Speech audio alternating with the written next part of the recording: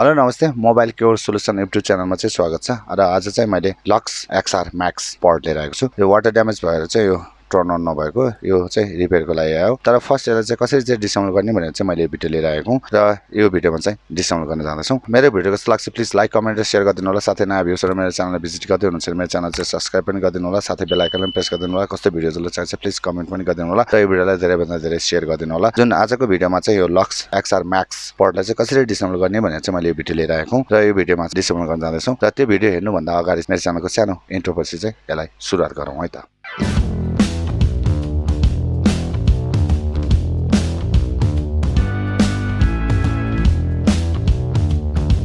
Type C पट्टि चाहिँ यो 2 स्क्रुप छ। यो चाहिँ स्टारमा छ। यो टपमा चाहिँ यो 1 2 3 4 स्टार स्क्रुपमा छ। अब खोलौँ। मैले चाहिँ लिएको छु स्क्रुप ड्राइभर T5। पछाडिको 2 स्क्रुपलाई चाहिँ खोलौँ।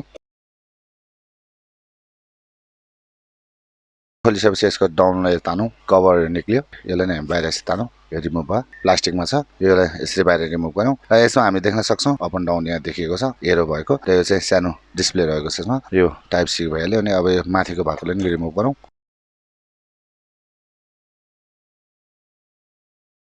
यो 4 स्क्रुप चाहिँ रिमुभ गरौँ। यसरी रिमुभ भयो। चाहिँ लक्स यसमा चाहिँ टाँसिएको छ। यो चाहिँ ब्याट्रीको साइडपट्टि रहेछ। पहिला सुरु यसलाई पनि रिमुभ गरौँ।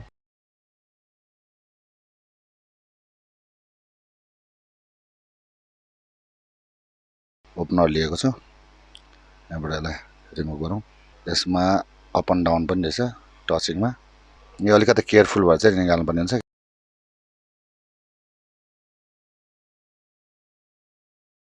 र फ्लेक्स छ। यहाँबाट 4 स्क्रुप रिमुभ गरेपछि यो बाहिर निक्लिन्छ। फ्लेक्सलाई निकालिकन मात्रै यो बाहिर निकाल्नुपर्छ। नभए भने यो फ्लेक्स ब्रोकन हुनसक्छ र निकाल्दाखेरि यो डिस्प्ले पनि एट्याच हुनसक्छ। अलिक केयरफुल भएर चाहिँ रिमुभ गर्नुपर्ने हुन्छ। यसमा यो अप एन्ड डाउनको लागि यसमा लिड पनि छ। यो अप एन्ड डाउन टच हुनुपर्छ। यो वार्डलाई अप एन्ड डाउन गर्ने हामी देख्न सक्छौँ। यो डिस्प्ले स्मल टाइपको यो डिस्प्ले यसमा राखेको छ र यसको पीसीबी बोर्ड हामी देख्न सक्छौँ। चार्जिङ पोर्टको चाहिँ अलगै पीसीबी बोर्ड लगेको छ सानो। त्यसमाथि अर्को यो बोर्ड यहाँ राखेको छ। यसको पछाडिको यो रिमुभ गरेर ब्याट्रीको साइज देखिन्छ यसपछि। अनि ब्याट्री चाहिँ बिग साइजमा दिएको छ। यो ब्याट्री चाहिँ बोर्डमा चाहिँ एट्याच भएको रहेछ। यो वायरहरू अलिकति कम छ। यो अलिकति कममा राखेको चाहिँ बोर्डलाई अलिकति माथि तानौँ है तान्ने बल्ल।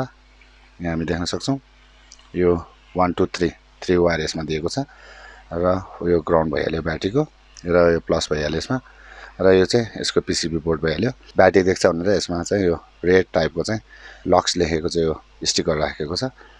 योलाई नै निकालौँ एकचोटि।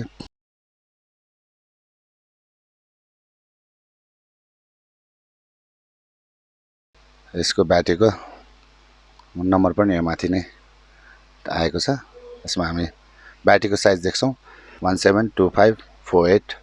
यो जुन ब्याट्रीको नम्बर भइहाल्यो। यो चाहिँ 3.7 भोल्टको 10.36 WH को चाहिँ यसमा रहेको छ। यो चाहिँ यसको ब्याट्रीको मोडल भयो। यसरी चाहिँ हामीले यो जुन लक्स XR Max Podलाई चाहिँ इजी तरिकाले चाहिँ डिसेम्बल गर्न सक्छौँ भन्दै मेरो भिडियो कस्तो लाग्छ प्लिज लाइक कमेन्ट र शेयर गरिदिनु होला। साथै नयाँ भ्युजहरु मेरो च्यानल भिजिट गर्दै हुनुहुन्छ मेरो च्यानल चाहिँ सब्स्क्राइब पनि गरिदिनु होला। साथै बेल आइकन पनि प्रेस गरिदिनु होला। कस्तो भिडियोहरु चाहिन्छ प्लिज कमेन्ट पनि गरिदिनु होला र यो भिडियोलाई धेरै भन्दा धेरै शेयर गरिदिनु होला। आजको भिडियोमा RX Max Podलाई चाहिँ कसरी चाहिँ डिसेम्बल गर्ने भनेर चाहिँ मैले यो भिडियो लिएर आएको थिएँ र यो भिडियोमा डिसेम्बल पनि गर्यौँ भन्दै अर्को भिडियोमा चाँडो भेट्ने बाचा गर्दै यो भिडियोबाट म बिदा लिन चाहन्छु।